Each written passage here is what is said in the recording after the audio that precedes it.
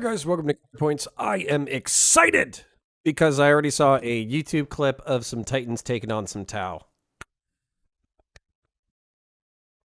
Very excited. My name's Connor. I am a Marine Corps and law enforcement veteran, a science fiction, political, and philosophy nerd. I love the universe of Warhammer 40,000. Today we are going to be breaking down the second episode of Exodite, named Inferno. I'm very excited. It's probably going to get copyright struck, but at the same time, we'll challenge it and we'll release it eventually. Games Workshop, you sacks of poop. Let's do it.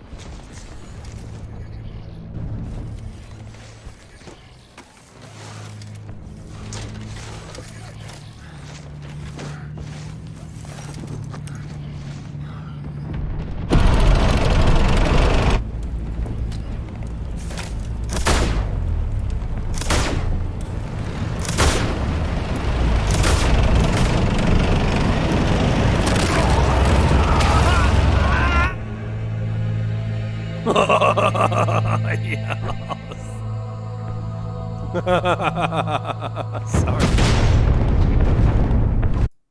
Listen, Tau fans, I am so sorry for laughing so hard. I was actually oh man, I'm gonna tell you what I was thinking.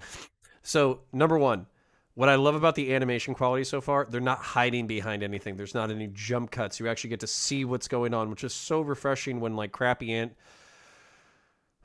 let me rephrase. There's a lot of work that goes into animation. Sometimes you can notice when people take shortcuts by cutting to black or by getting things out of frame or out of focus or doing still cuts when action cuts would have been more expensive but still like better for the story and for the appreciation of the viewer.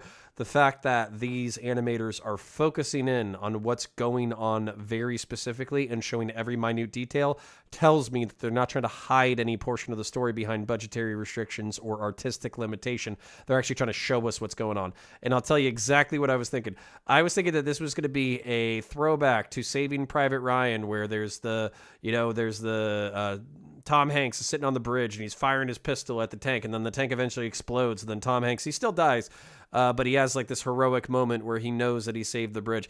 Nah, this is Warhammer 40K. We don't have heroes here. Just run his ass over with the tank. I love it so much. With that being said, I'm so excited. Let's keep going.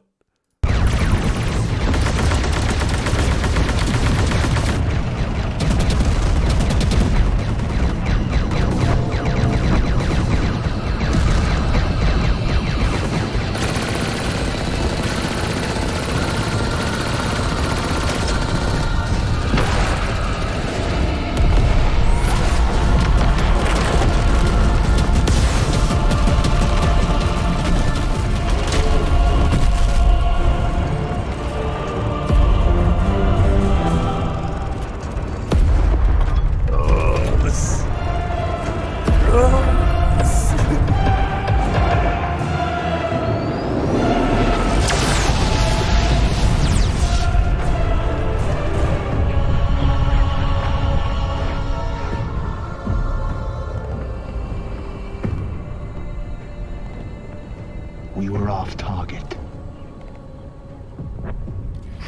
Our targeting drones are as accurate as ever. Would it be wise to cloak Jasper? Cloaking wastes power we will need. Fire burns when it needs to. Not before. We push onward.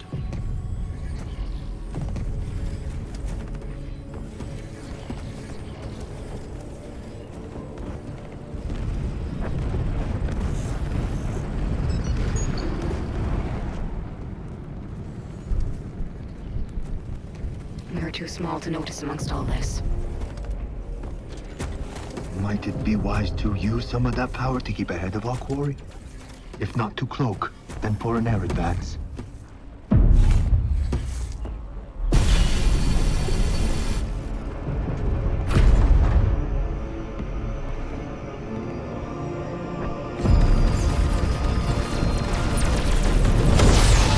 Taking enemy fire, locking on targets.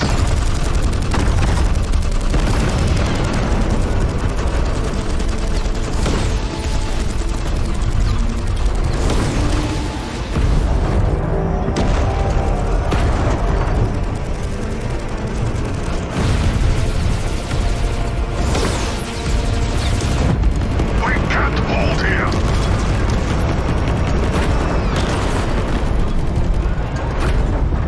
If we risk the air currents, we shall be obliterated like our kin.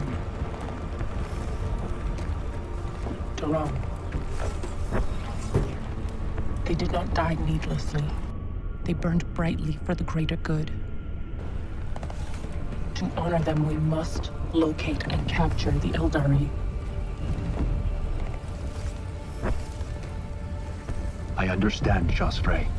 How close are we? Drone reconnaissance indicates Yes, I already know by watching that we probably already got hit because it's like you take a couple of minutes to actually enjoy it and then pause intermittently so you can do your breakdown, so you can do your transformative things, so you can share your lore and your knowledge and all that kind of stuff. And they're like, yes, that 2-minute segment, I'm going to go ahead and copyright strike you so you can't continue to react to my content. It's like, son of a bitch, you already know the fair use is going through. Don't make me challenge. And then they make you challenge anyways. Who cares? Because it's so good. And when this finally gets released, my enthusiasm will be so great that it'll burn like a great fire, the great Tau fire on your behalf. So the Tau and the Imperials are taking hits, exchanging blows. You have the pulse rifles and the pulse carbines basically going up against the Imperials. Tanks are blowing up. Devilfish takes off into the sky and then basically blows up, I think it's a devilfish. It could be the manta. Who cares? Either way, it's a Tau flyer that's huge as hell, and it takes out some Imperial tanks. Well, the Imperials have an answer to that, which is the Titans. So, for those of you who don't know, Imperial Knights are the playable mechanical faction in the Warhammer tabletop. They're single pilot Titans. Titans, on the other hand, are multi-crew. So it's like Knights, single-person mechanical walkers, Titans, multi-person mechanical walkers. I know I interchange them, but really that's like the technical difference. So, even the Castellan, I believe is a single pilot, whereas the even the more basic Scout Titans, they at least have a multi-crew. So, Titans show up and they start blasting apart the Tau, and it's clear that these Tau were a distraction for these scouts, and there's the scared soldier who is thinking to himself, 1, I don't want to get caught here. Let's go stealth. 2, let's get the fudge out of here before the Imperials find us. Let's go ahead and jetpack out of here. And 3, the Chauffeur is like, no, our dudes are getting jacked up, so we can do what we do. So you need to stop being such a wussy. But she's really nice about it, despite all her friends getting killed only a few hundred meters away. And I think that does show. I so far the things that I've loved about Imperial portrayal. So when you're an Imperial, it's easy to read all the lore like Gaunt's Ghosts or the Ragnar series or even the Horus Heresy, and for you to be like, wow, these guys are really cool. And even though they're doing messed up things, I identify them. It's super easy. What's fun is actually seeing it from the alternative perspective, seeing it from the Tau's perspective or the Eldar's perspective, like in the Garden of Ghosts, seeing them perceiving the Imperials as wild, powerful, and worthy of some level of respect, brutal monsters who will exterminate their race if they are not stopped.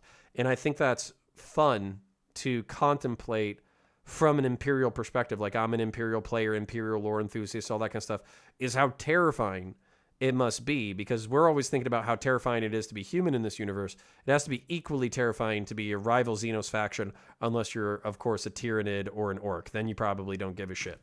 But fun stuff. Let's keep it moving. I'm excited. Let's go. that we are approaching the beacon. Then lead the way.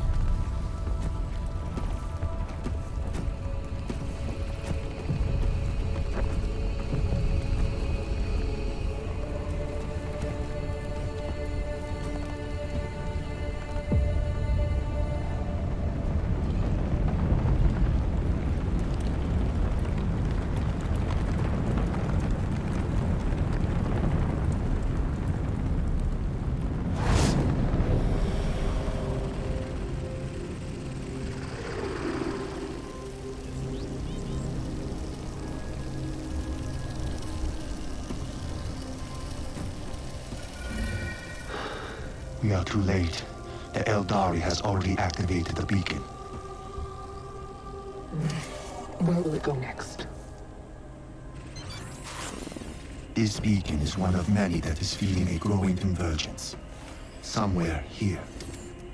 Each beacon contributes energy to a focal point. Logically, the pattern indicates this will be the next beacon to be activated. How long until the defensive network triggers? It does not matter. We are here for the Eldari. The convergence is almost complete. I would recommend we prepare an ambush here. If our prey needs to activate the next beacon, it will be going there now. As must we. Now is the time to risk the sky.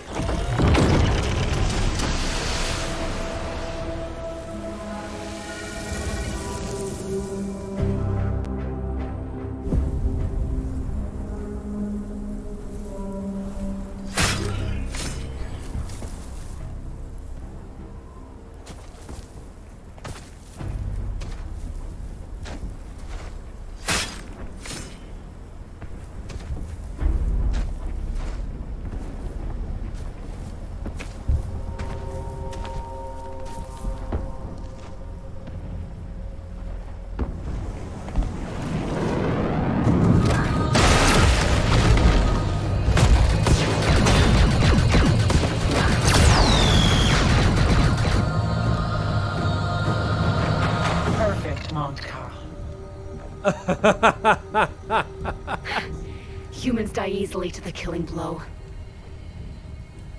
Secure the site. It will.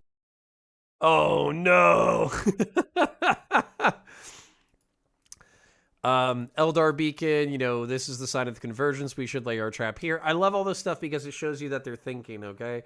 You know, there's MacGuffins or whatever. There's plot contrivances that drive our characters forward, but this one actually makes sense, which is the Eldar is activating these in sequence in order to activate a general defensive network. Once this network is uploaded, we're probably screwed over. So, you know, we basically need to prevent that. Let's go ahead and get to this location first. All right, well, since we're operating under a timetable, the Eldar is about to activate, you know, is almost done doing the defensive network, and the Imperials are hot on our tail. Let's go ahead and risk stealth and sky, burning our energy to make sure that we can catch up with the Eldar so we can go ahead and capture them. And the Monka or whatever, I forget what they called it, but basically there's like two different like military styles when it comes to Tau. One of them is just being like a firing defensive line, and then another one is being like, you know, being on the moving attack. And so Tau tacticians and Tau fire warriors are supposed to study both arts of battle, and they tend to lean towards one. But, you know, the most flexible Tau are capable of executing both. And so, you know, I'm sure this is more Tau enthusiasts would be able to delve into it a little bit deeper. But that's where the flexibility of the Tau comes out, but also the doctrine of the Tau comes out. And realistically, like, if you're going to become the peak fire warrior, then you would want to be as adept at both styles of combat, the aggressive ambush and the defensive line. So, you know, the Kriegsmen think that they're like the dominant force on the battlefield. They're just dead checking, dead Tau, you know, left, right, and center, probably thinking like, oh, sweet, I'm in a safer part of the battlefield, and here's all these dead Tau. Well, you know, screw these Xenos, we won. And then out of nowhere, a bunch of stealth suits, you know, ambush you, rip you down with gunfire, destroy your Chimera, and basically gut you in front of your friends. So, yeah, good stuff, good stuff. This goes to show you, don't ever assume that you're alone, and don't ever assume that people can't do back to what you do to them. So yeah, appreciate it. Let's go. Be here soon. The beacon is inert.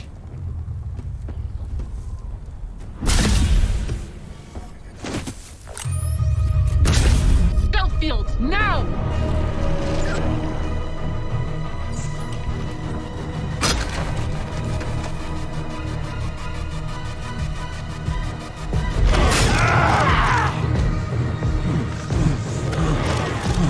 Incapacitate only. We take it alive.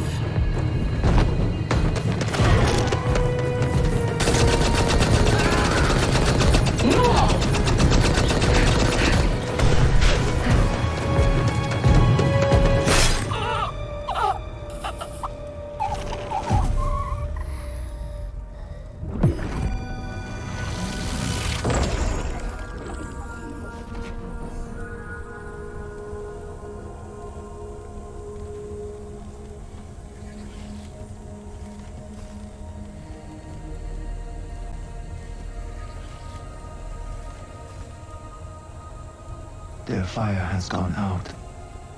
But it burned brightly. We shall carry their embers to the end. And we will return for your ashes. All is for the greater good. For the greater good. It could have killed us all. It came for the beacon. We were just in its way. Next time, we shall be the hunters. Only the central hub remains inactive. We will corner him there, Shastre. Systems ready. On your word, Shadow.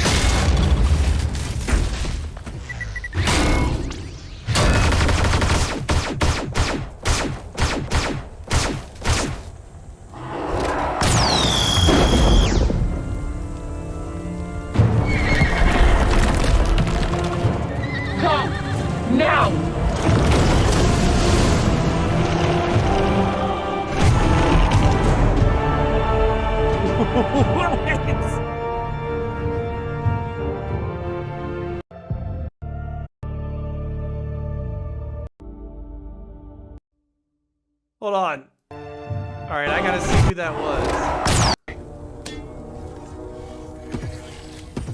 Systems ready. On your word, Shadow.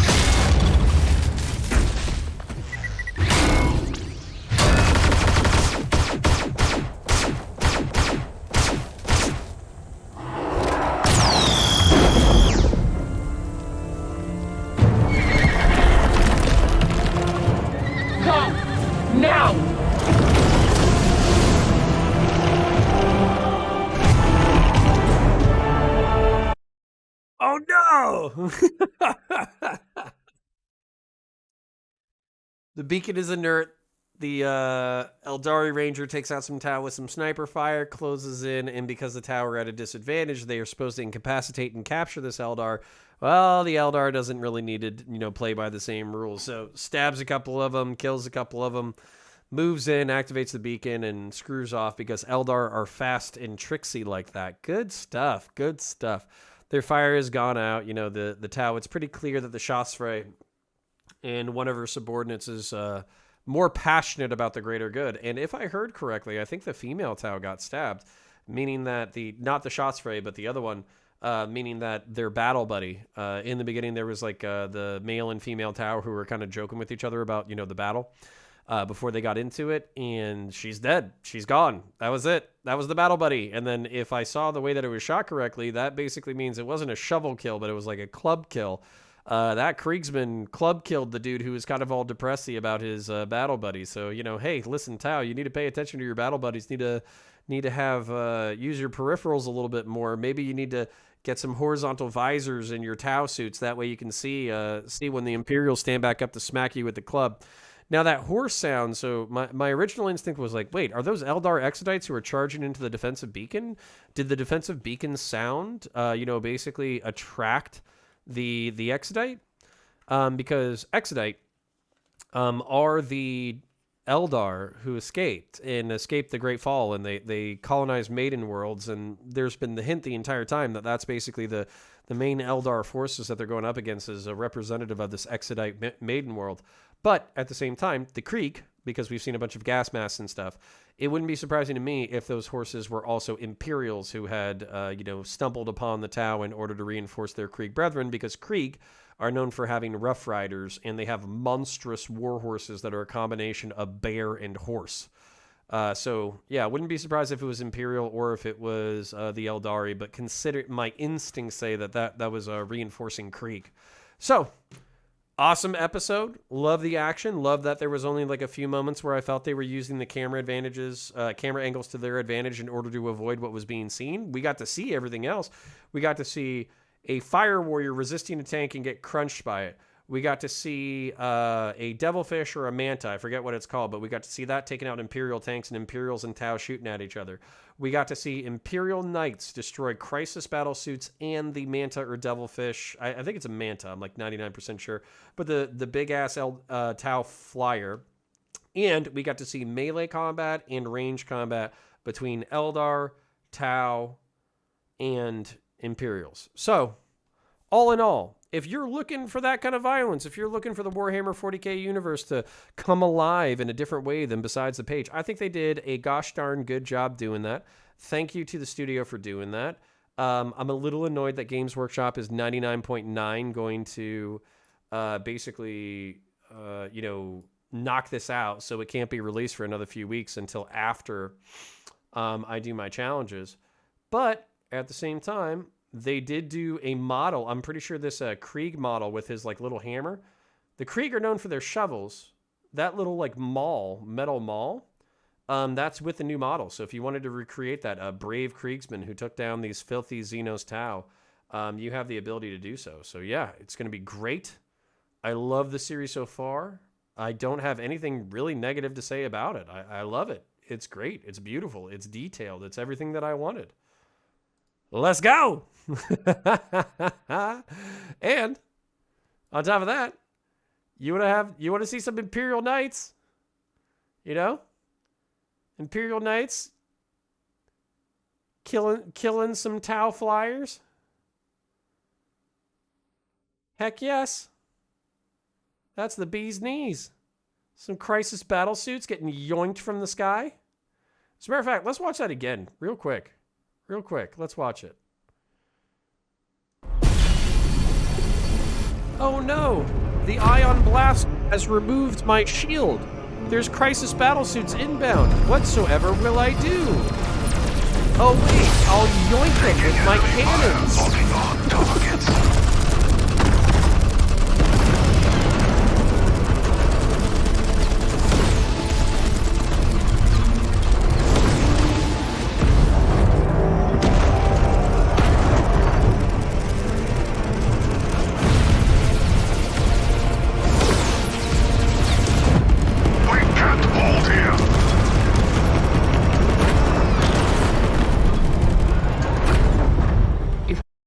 Oh, did I mention I brought a friend?